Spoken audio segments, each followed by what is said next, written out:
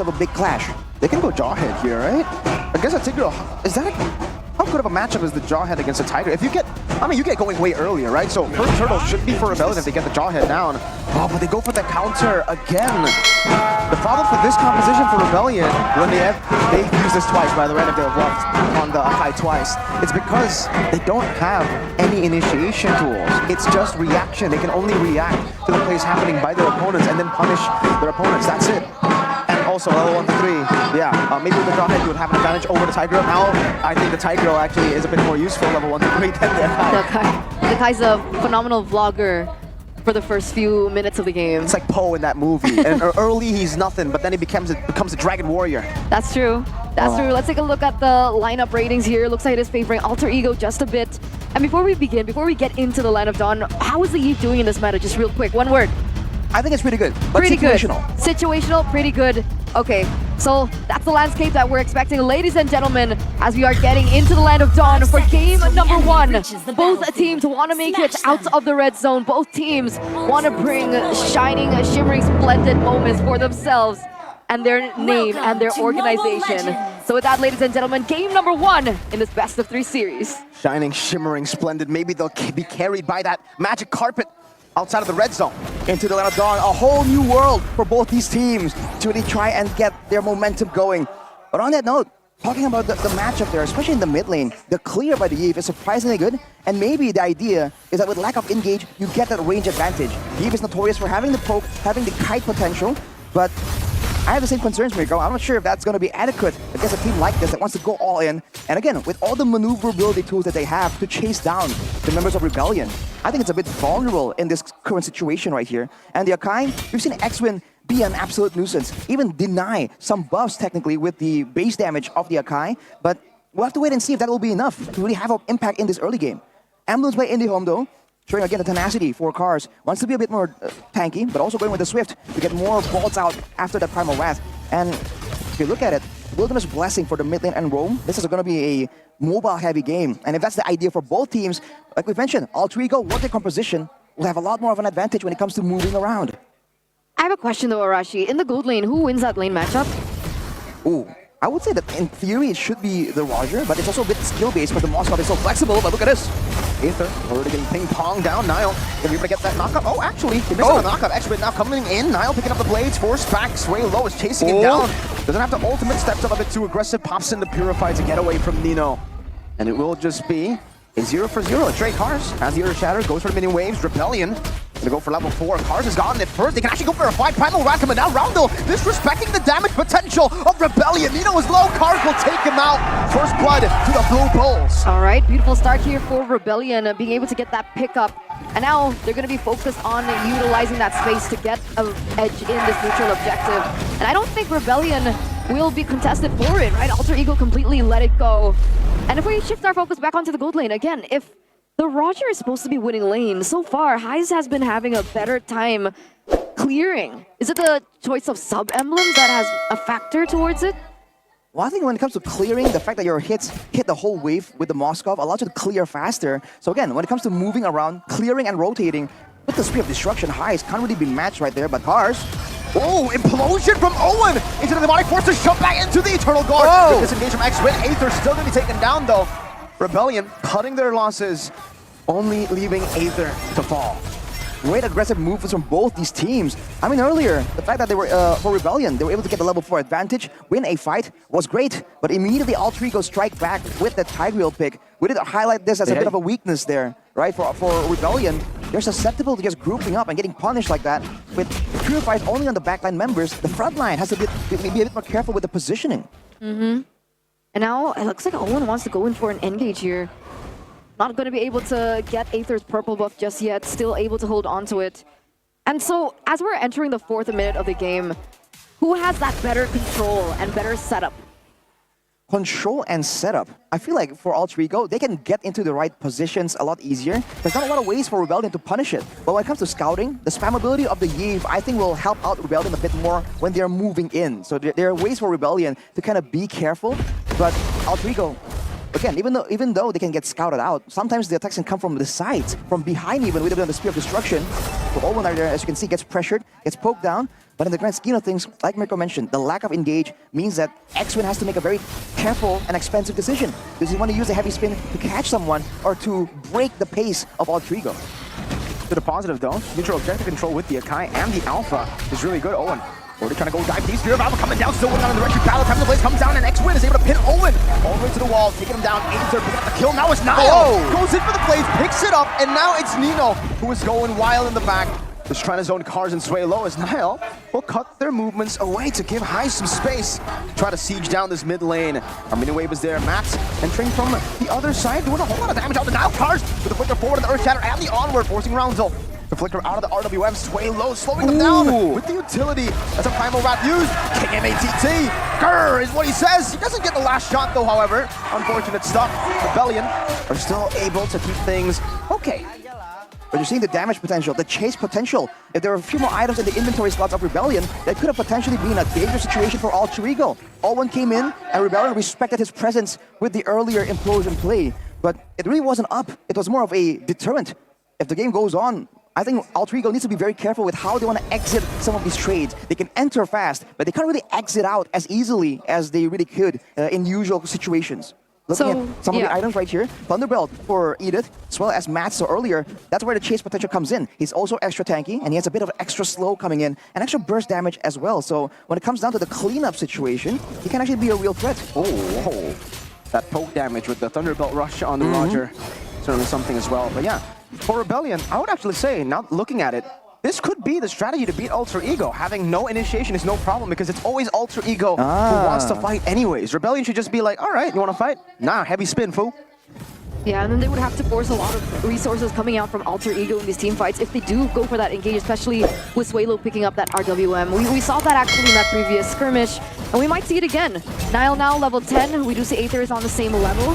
So Rebellion right now, they have the better setup. And again, Alter Ego, they're still looking for it. They're still looking for this contest. Look at Nino go in. He's getting the Demonic Force procs down on X-Win and Cars, but good job holding off to that. They know that if they initiate first, Rebellion will be able to retaliate. Spear of Destruction connecting.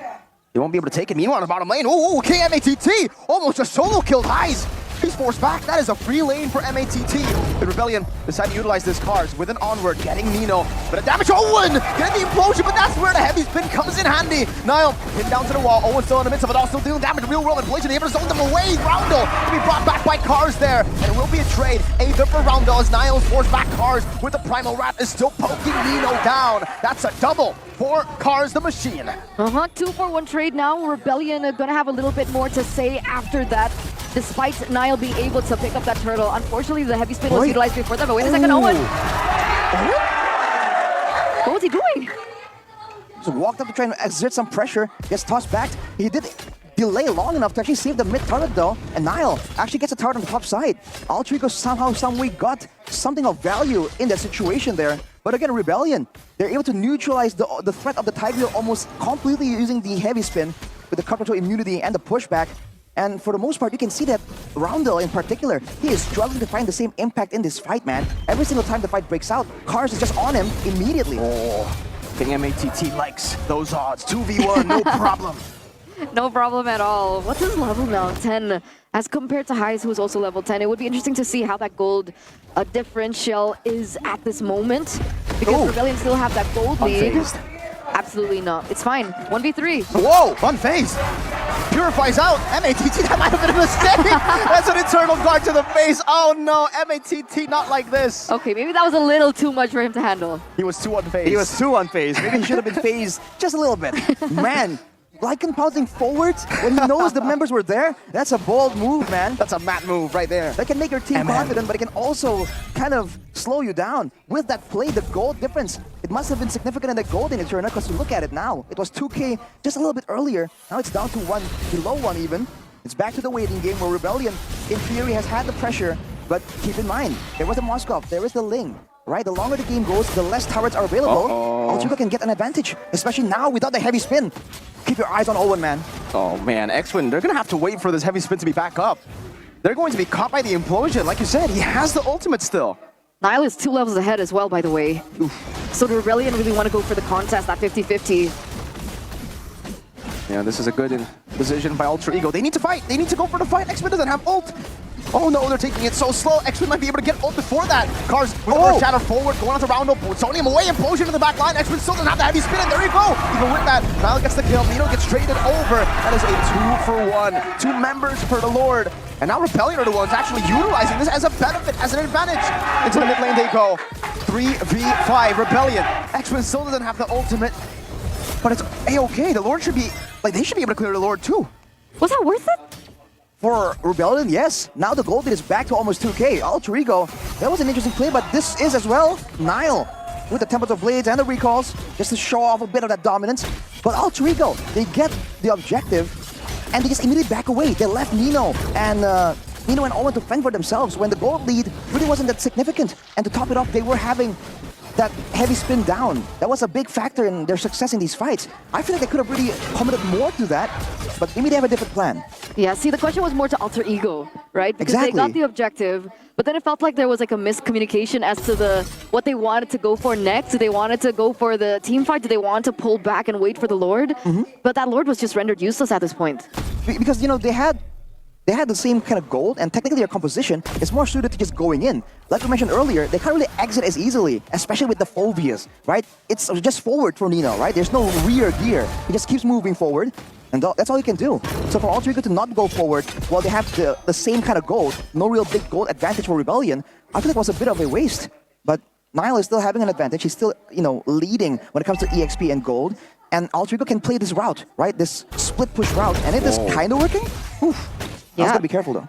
He does. Nile with... It was 2 levels ahead of Aether earlier on, now back down to 1. But again, this player just shows us his potential, just shows us his quality, being able to farm as quickly as that as well. And let's take a look at the items too. We have Highs on the Moskov with 3 items. Is he ahead at this point? Is he enough to be able to carry in these team fights when they go in for that full commit that you mentioned? I feel like he has enough items to not be ignored, but when it comes to just being that main threat that can kind of shred the whole team at the same time, he needs at least, like, I think, 1 more item. You know, like a Malefic Roar or something could really amplify his damage even more. For Matt, it's the exact opposite.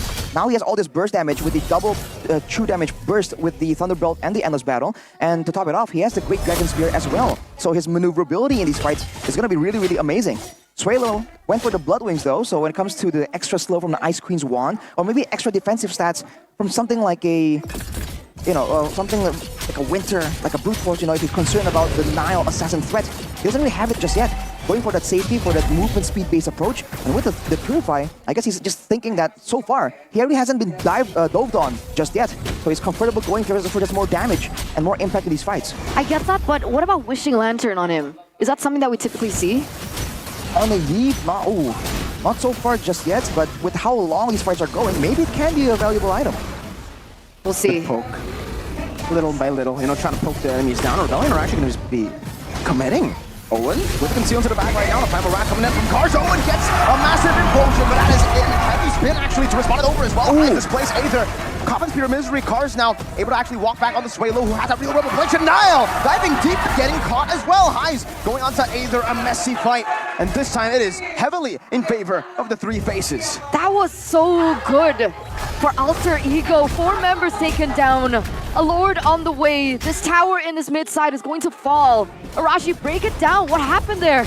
Alter Ego were able to use that Lord to force a full-on direct fight. There was no chance for Rebellion to go back and forth, and sway low. His impact was completely negated right there. He wasn't allowed to scout, he wasn't allowed to poke or slow anyone down. The fight happened before he knows it. And we talked about his vulnerability for the aggressive items, the Wishing Lantern, the Glowing Wand. You can see there, Nile almost one-shot him, and the chase was actually so good. It was only unfortunate that Nile went to the Finch Poise to get extra distance, but he jumped on Cars instead of on Sway Low. He could have gotten Sway Low in there as well. Unlucky for Nile, but a kill is a kill and a win is a win. That's a 2,000 gold lead. This time with the Lord, they're able to actually utilize it as an advantage. And now, in the later stage of the game, we are seeing why Rebellion's comp isn't that good, I would say. It's good, it's a very conditional composition. Again, if Alter Ego engage the normal way, it's great. But if Alter Ego attack from different angles, it's chaos nonetheless. And Alter Ego strives from that with their composition, especially in the later stage of the game.